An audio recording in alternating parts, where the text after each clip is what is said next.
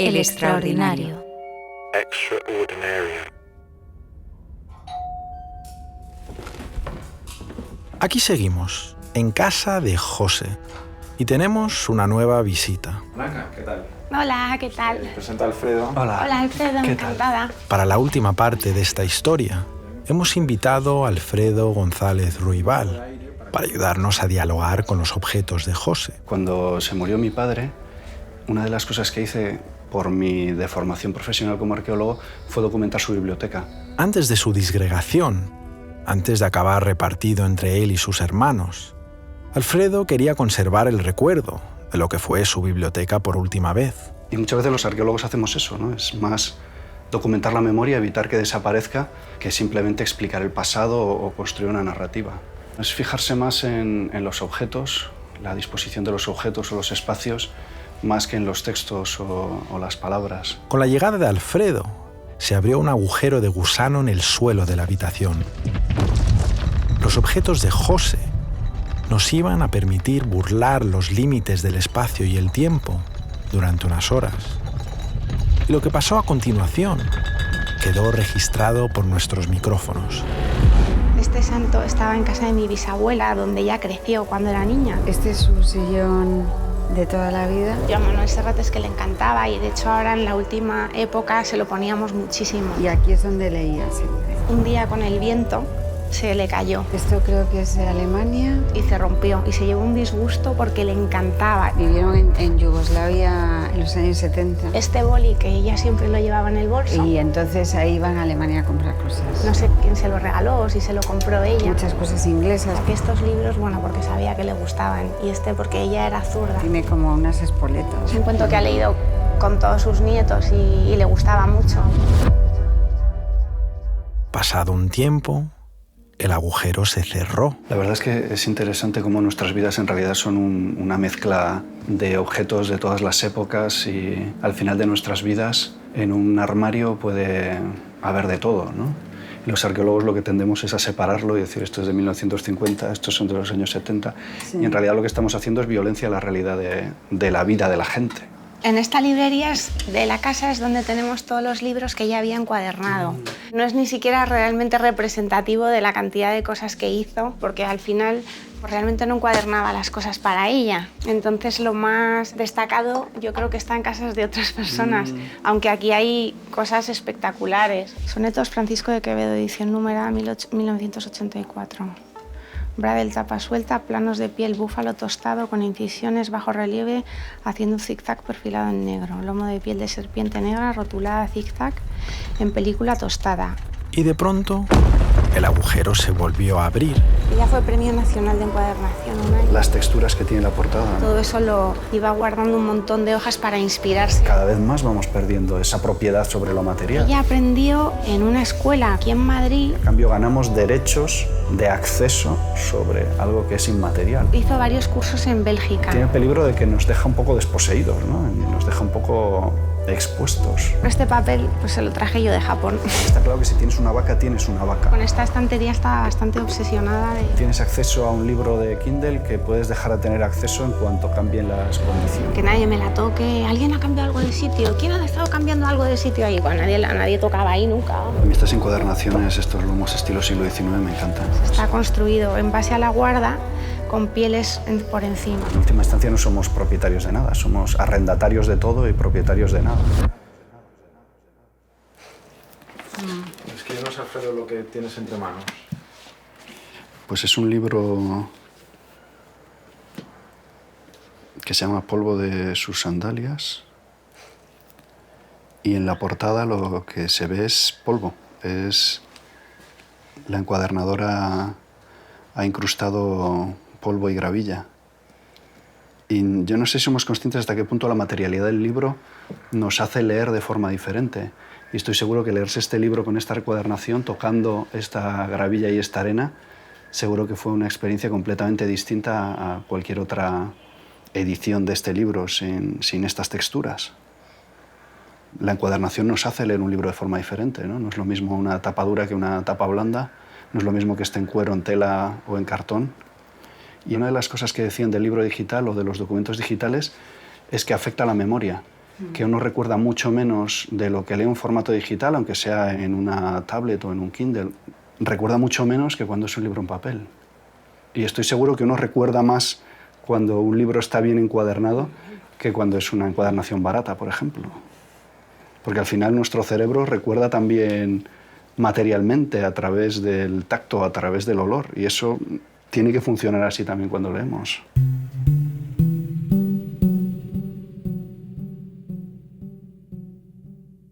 Para la última parte de este viaje, visitamos el taller Escuela de José. Allí conocimos a Itziar, su discípula y socia que mantendrá vivo su proyecto ahora que José ya no está. Se sentía muy ligada al taller, a Itziar, que luego la vais a conocer, es como una hija para ella. Aquí dentro, su rastro seguía muy presente. Esta es la mesa de José, que además es una mesa que se trajo de Estados Unidos. Estos son objetos que tiene ella. La plegadera es el sexto dedo del encuadernador, o sea, esto es lo más que se usa para plegar, pero también para marcar. En el bolsillo siempre llevamos 2 o 3 plegaderas. José era una coleccionista total de plegaderas, tiene un montón. Estas son de marfil o de hueso. La chifla es una cuchilla que se usa para rebajar las pieles. El bisturí también, fundamental, para marcar las pieles, las reglas. Lo que vemos es que es un trabajo absolutamente manual. O sea, suena obvio, pero hoy en día no es tan obvio. Pues sí, es un oficio. ¿Cuánto tiempo lleva hacer una encuadernación? Pues depende mucho si es de tela o si es de piel. O sea, una encuadernación a lo mejor de lujo con un diseño especial te puede llevar a lo mejor 2 meses o 3. Pero un libro en tela que es simplemente lo deshaces, los coses, lo metes en tapas y tal, pues tardas a lo mejor 2 o 3 días en poder hacerlo. Y son unos tiempos que chocan con el culto a la inmediatez en la que estamos inmersos. Las clases de encuadernación van a desaparecer, porque ahora la gente lo que te pide es el pop-up o sea, un sábado hacer un álbum de fotos, que dices, es que eso no es. Pero esto se va a perder porque yo creo que la gente aquí viene una vez a la semana y es una cosa lenta y que es para disfrutar. No, estaba pensando que es curiosa las similitudes con la arqueología, porque también es un trabajo manual, también utilizamos un montón de herramientas como estas, y también es un trabajo muy lento, que en cierta manera es un trabajo fuera del tiempo. Y decías antes, comentabas que una parte importante de este trabajo era el sentirse bien, ¿no? Esa sensación de bienestar que te produce. Y si no te sale algo, no pasa nada. Y José, por ejemplo, eso era, yo he aprendido de ella muchísimo, porque de los errores se aprende. También esa sensación de que uno nunca acaba de controlar completamente el proceso, ¿no? Que siempre hay una posibilidad de error, de que las cosas no salen como uno pensaba. No, sí, me parece interesante lo que decías, que estás diciendo continuamente, sufrimos y lo pasamos muy bien. Y eso también define muy bien lo que es la artesanía. Frente a las experiencias de trabajo actuales, que pueden ser solo de sufrimiento o solo de pasarlo bien, ¿no? Esta combinación de las dos cosas es muy propia de las artesanías. La arqueología es igual. Sufrimos un montón, evidentemente, con la lluvia, excavando en la tierra, te cansas, el sol, pero disfrutas mucho. Y en parte disfrutas porque sufres, ¿no? Porque es un esfuerzo que da como resultado, en nuestro caso, un libro encuadernado, en el nuestro, el haber entendido un yacimiento arqueológico. Yo lo veo también en mis hijos es que ahora es el inmediato, es que hay que hacer el libro ya y tal. Dices, pero que te estás perdiendo todo lo bueno, si lo bueno es hasta que llegas.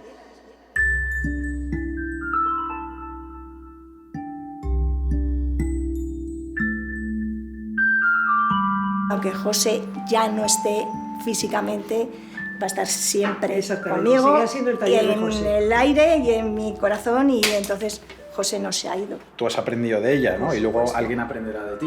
José nunca me va a dejar. O sea, es que José está aquí, en mi delantal. Y es que José eres tú, y en realidad en parte sí, porque cada vez que reproduces los gestos para encuadernar un libro, estás reproduciendo los gestos que ella te ha enseñado y en cierta manera estás incorporando a José, ¿no? Claro. En el sentido literal. A veces también el sentarme a su mesa a trabajar, pues va a ser otra manera también de estar con ella. Y le hablaré, porque yo además hablo mucho con los muertos, muchísimo.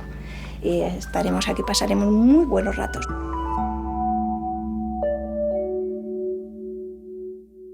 Nos despedimos de la familia y amigos de José y bajamos al patio del edificio donde vivió durante todos estos años.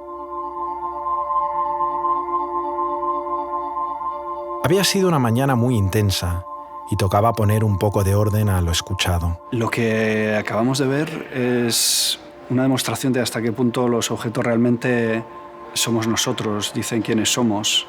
Y no solo los objetos, sino también las cosas que hacemos con ellos. Y eso es algo que cada vez se está perdiendo más, porque cada vez utilizamos menos las manos, utilizamos menos instrumentos para fabricar cosas, compramos los objetos ya producidos, normalmente producidos de forma industrial, en serie, que no tienen personalidad. Hacer cosas es importante también, es algo que nos permite expresarnos, pero también es algo que nos permite encontrarnos a gusto en el mundo, saber quiénes somos, sentirnos seguros, como en el caso de José y la encuadernación. Habría que pensar hasta qué punto todos estos problemas psicológicos que proliferan en el mundo capitalista avanzado no tienen también que ver con eso. ¿Qué significa el dejar de fabricar objetos, el dejar de utilizar nuestras manos, de activar esa conexión entre el cerebro y los dedos y el resto del cuerpo? Porque eso es algo en el que coinciden todos los artesanos, esa sensación de bienestar que les produce, la sensación de estar ubicados en el mundo. Por eso también se está volviendo en parte algunas de estas cosas, como a la costura, como a el colorear mandalas, por ejemplo, es una forma de volver a esas actividades artesanales que ya no podemos hacer como parte de nuestra vida diaria. Ahora lo tenemos que hacer como hobby en nuestro tiempo libre, como una especie de terapia para sentirnos mejor. Y fue en este momento donde nos enteramos de algo inesperado. Martín, el encargado de grabar el sonido directo esta mañana, nos contó que acababa de perder a su madre hace unos días. La verdad que a la vez que es un proceso duro, porque vives tu duelo a través del duelo de otras personas, ¿no? Y son esos puntos en común. Estas personas que no conozco de absolutamente nada y que no conocía hasta esta mañana, están experimentando en la misma vorágine de emociones que yo no había experimentado en mi vida, la están experimentando a la vez que yo en este mismo momento. Y eso es muy curioso.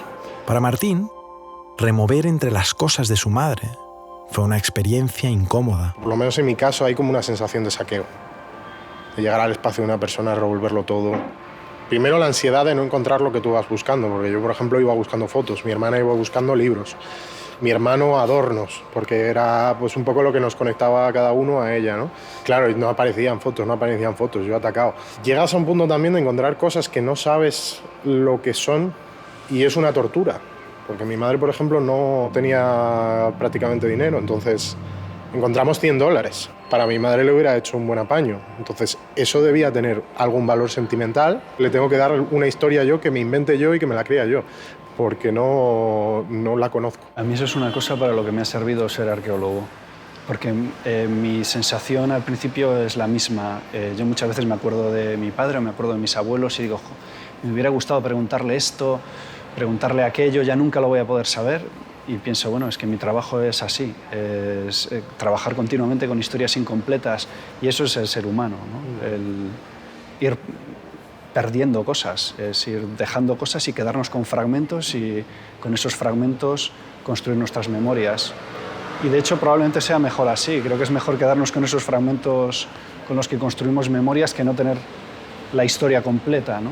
Porque aparte de que tendríamos como una especie de exceso de memoria, acabaríamos viviendo continuamente en un pasado que nos aplastaría, y por otro lado esos fragmentos se vuelven todavía más significativos por el hecho de ser fragmentos, ¿no? Por el hecho de lo que tú decías, de tener que darle significado, de tener que reconstruirlo. Es lo que digo, yo me tengo que inventar una historia para estas cosas, y esa historia se va a convertir en una leyenda que yo me he inventado, que parte de un objeto real y parte de un acto existente, de ese billete o de esa figurita que encontré, pero la historia va a ser completamente inventada, y ahí es donde empieza la leyenda que nos transporta al futuro.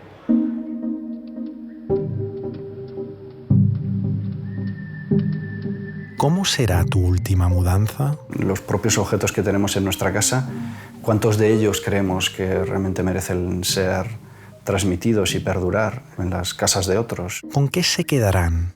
¿Y qué tirarán? Y después también es parecido al ciclo de vida, ¿no? Hay que morirse y dejar hueco, ¿no? Los siguientes, ¿no? No podemos sobrecargar a las generaciones siguientes con nuestras obsesiones y nuestras filias y nuestra presencia. Yo creo que también hay algo positivo en que estas cosas se acaben en el punto limpio. Y a los arqueólogos nos viene bien, que después podemos excavar los basureros. ¿Qué recuerdos te gustaría dejar atrás? En palabras del neurocirujano Henry Mosh, hasta donde sé, los átomos que me constituyen, producidos hace muchísimos siglos en las supernovas de estrellas moribundas, se reorganizarán en otras formas de materia. Claro que seguiremos viviendo, pero no como entidades conscientes, sino como recuerdos en los cerebros de los que nos sobreviven. Y sin embargo, seguramente, tenemos el deber de vivir de modo que dejemos buenos recuerdos, no solo monumentos funerarios y basura en vertederos, ¿verdad?